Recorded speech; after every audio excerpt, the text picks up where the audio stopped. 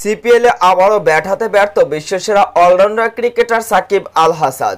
তিনি বাগো নাইট রাইডার্সের বিপক্ষে এদিন ব্যাট হাতে ব্যাটিং করতে নেমে নিজের নামের পেছনে সুবিচার করতে পারেনি বাঁহাতি অলরাউন্ডার ক্রিকেটার। নাইট রাইডার্সের বোলারদের বিপক্ষে এই দিন 13 বলে মাত্র 7 রান করেছেন এই দিন সাকিব আল হাসান।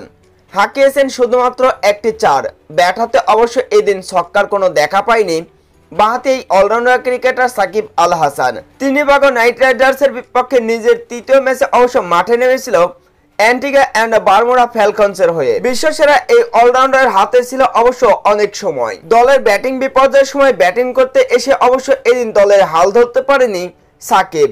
শেষ পর্যন্ত অবশ্য দলকে ব্যর্থতারই ছাপ দেখিয়েছেন সাকিব আল হাসান।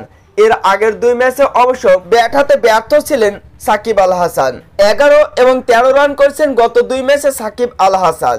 তবে এই ম্যাচে তার থেকে অনেক নিম্ন রান সাকিবের কাছ থেকে। ব্যাট হাতে যেন ব্যর্থতার একটা মৌসুম কাটছে সিপিএলে সাকিব আল হাসানের কাছ থেকে। একের পর এক ব্যাট হাতে ব্যর্থ বিশ্বসেরা এই অলরাউন্ডার ক্রিকেটার। তবে তিনি বাগো নাইট রাইডার্সের বিপক্ষে এদিন বল হাতে দুর্দান্ত বোলিং করেছেন সাকিব আল হাসান। ক্যাপ্টেন ইমাদ ওয়াসিম অবশ্য সাকিবের উপরে খুব একটা ভরসা না রাখলেও 13তম ওভারে শুধুমাত্র একটি ওভার বোলিং করতে সুযোগ পেয়েছেন সাকিব এবং বল হাতে দুর্দান্ত চমকও দেখিয়েছেন বাঁহাতি অলরাউন্ডার ক্রিকেটার।